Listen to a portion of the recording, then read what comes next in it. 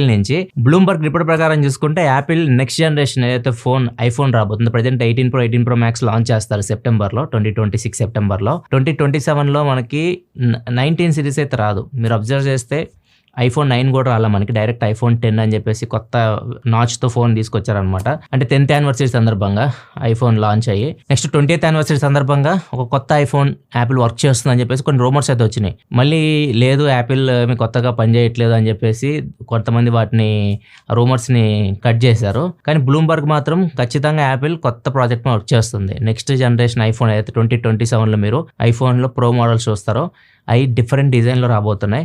Present ఉన్న iPhones లాగైతే ఉండవు అన్నట్లుగా బ్లూంబర్గ్ చెప్తుంది. అండ్ ఇది కంప్లీట్ డిఫరెంట్గా ఉంటుంది, ఎందుకంటే H2H డిస్ప్లే అయితే ఉంటుంది. ఫ్రంట్ మీకు డిస్ప్లే చూడొచ్చు, కంప్లీట్ డిస్ప్లే అయితే ఉంటుంది. అండ్ ఇది ప్రోటోటైపే, మీకు టాప్లో నాచ్ అలాంటివి అయితే ఉండొచ్చు.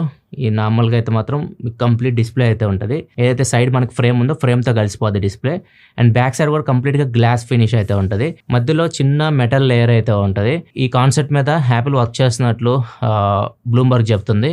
కాకపోతే ఇది అంత ప్రాక్టికల్గా వర్కౌట్ అయ్యిద్ది అనేది క్వశ్చన్ డౌటే అనమాట. ఎందుకంటే మరీ అంత H2H డిస్ప్లే ఇచ్చినా కానీ మనకి ఏదైతే సైడ్ ఫ్రేమ్ తగ్గించేసారనుకోండి, కింద పడినప్పుడు డ్యూరబిలిటీ అయితే ఉండదు, ఈజీగా పగిలిపోవడానికి ఛాన్సెస్ ఉంటాయి.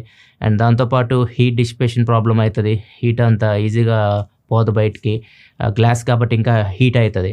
సో కూలింగ్ సిస్టమ్ కూడా కొద్దిగా ఎఫెక్ట్ అయితే అవుతుంది. ఇవన్నీ ప్రాబ్లమ్స్ అయితే ఉంటాయి. మరి చూడాలి యాపిల్ నిజంగానే ఈ కాన్సెప్ట్ మీద వర్క్ చేస్తుందా. నెక్స్ట్ జనరేషన్ ఏదైతే iPhone 20 సిరీస్ రాబోతున్నాయో వాటిలో ఇలాంటి ఫోన్ ఏమన్నా చూస్తామా, చూడాలి.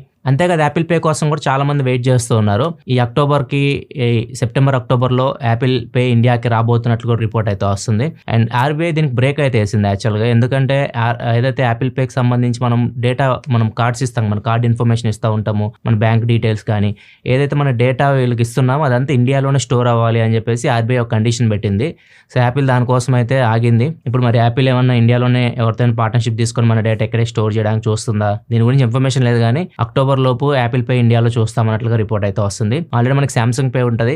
సామ్సంగ్ ఫోన్స్ ఉంటే మీ దగ్గర డైరెక్ట్ మీ కార్డ్స్ యాడ్ చేసుకొని ట్యాప్ అండ్ పే మీరు యూస్ చేయొచ్చు పేమెంట్లు చేయడానికి. మీకు చాలాసార్లు కూడా చూపించాను వీడియోస్లో. ఈవెన్ వాచ్తో కూడా మీరు పేమెంట్లు అయితే చేయొచ్చు, అవి కూడా మీకు చూపించాను చాలాసార్లు. ఇలాంటివన్నీ ఇప్పుడు మీరు యాపిల్ ఐఫోన్స్లో చేయొచ్చు, యాపిల్ వాచ్ యూస్ చేసుకొని మీరు పేమెంట్స్ అయితే ఫ్యూచర్లో చేయొచ్చు.